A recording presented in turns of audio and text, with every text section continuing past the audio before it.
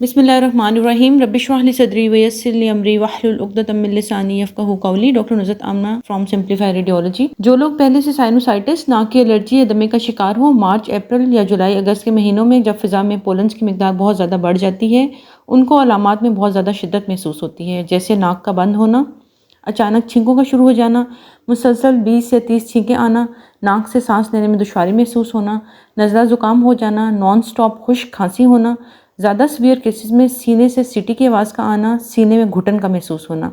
कुछ लोगों को ऐसे महसूस होता है जैसे सीने पर बहुत ज़्यादा भारी बोझ हो और सांस खींच कर लेना भी पड़ सकता है। सीने में दर्द भी महसूस होता है। एक्सरे चेस्ट करवाने पर रिपोर्ट नॉर्मल होती है, उमूमन बुखार नहीं होता। एक्सरे पीएनएस में साइनोसाइटिस या नाक की हड्डी का टेढ़ापन जैसी फाइंडिंग हो सकती हैं। ब्लड सीपी और सीरम आईजीई लेवल ज़रूर करवाएं। अगर ब्लड सीपी नॉर्मल और आईजीई ज़्यादा हो रहा है तो आप एलर्जिक ब्रोंकाइटिस का शिकार हैं। फ़ौरन पल्मोनोलॉजिस्ट को कंसल्ट करें, वो आपको चेक करेंगे। दमे के मरीज़ों में चेस्ट में सीटी की आवाज़ें सुनाई देती हैं और इन्फेक्शन की सूरत में डॉक्टर आपको स्टेथोस्कोप से चेक करते हैं तो उनको चेस्ट में फाइंडिंग मिल जाती हैं।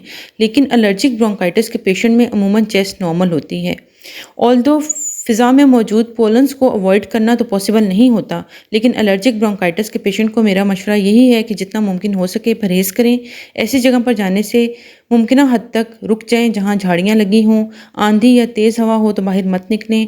बाहर निकलना ज़रूरी है तो मास्क लगा कर निकलें। अपने कमरे की खिड़कियां बंद रखें, गाड़ी के शीशे बंद रखें। अपने बैग या पॉकेट में हमेशा अपनी ज़रूरत की मेडिसिन और इन्हेलर साथ ज़रूर रखें। स्मोकिंग ना करें। जो लोग दोस्तों रिश्तेदारों में स्मोकिंग करते हैं उनको अवॉइड करें। धुएँ वाली जगह पर मत जाएं।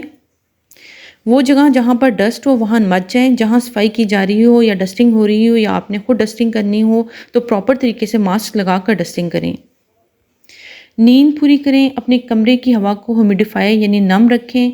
खुश्क हवा में ब्रोंकाइटिस होने के चांसेस बढ़ जाते हैं। पानी ज़्यादा पिएं और कोशिश करें कि नीम गर्म पिएं ताकि म्यूकस सक्रीशन पतली रहे और नाक, सांस की नाली और फेफड़ों में ब्लॉकेज ना हो। सेलाइन वाटर यानी नमक वाले पानी से गरारे करें क्योंकि बार बार खांसी करने से गला खराब हो जाता है। थ्रोट लोजेंजेस भी ली जा सकती हैं। इसके अलावा म्यूकस को पतला करने के लिए म्यूकोलेटर सैशे भी इस्तेमाल किए जा सकते हैं। हॉट ड्रिंक का इस्तेमाल करें जैसे चाय, कॉफ़ी या यखनी। हाई प्रोटीन डाइट इस्तेमाल करें। नाक को खुला रखने के लिए सेलाइन नेजल स्प्रे का इस्तेमाल करें। इसके अलावा जिनको नेजल टर्बिनेट हाइपरट्रॉफी का मसला है वो ज़ाइनोसिन या राइनोक्लेनिल नेजल स्प्रे का इस्तेमाल कर सकते हैं।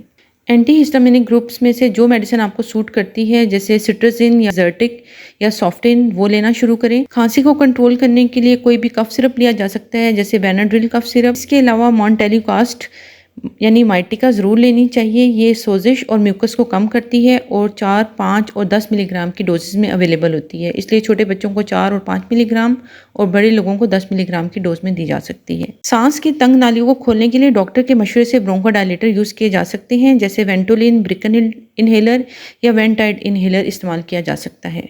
इन्हेलर के बारे में एक में ठीक करना बहुत ज़्यादा ज़रूरी है। लोग समझते हैं कि इन्हेलर इस्तेमाल करने से इसकी आदत हो जाएगी, जबकि असल मामला ये है कि जो मेडिसिन हम ओरल लेते हैं वो पहले मैदे में जाकर खून का हिस्सा बनती हैं, लेकिन जो दवाइयाँ यानी इन्हेलर की शक्ल में हम इस्तेमाल करते हैं वो डायरेक्ट सांस की नालियों में जाकर असर करती हैं। इसलिए कम दवा लेने से ज़्यादा अफाका होता है। ख़ुसूसी तौर पर बच्चों में स्पेशल टेक्निक यानी स्पेसर के ज़रिए इन्हेलर इस्तेमाल कराए जाते हैं। अगर एंटी हिस्टामिनिक और इन्हेलर से आराम ना आए तो पेशेंट को फ़ौरन हॉस्पिटल लेकर जाएं ताकि उनको नेबुलाइज कराया जा सके। इसमें ऐसी दवा होती है जो सांस की तंग नालियों को खोल देती है। मरीज़ की कंडीशन और डॉक्टर के असेसमेंट के मुताबिक ज़रूरत पड़े तो डॉक्टर स्टीरॉयड का इस्तेमाल कर सकते हैं।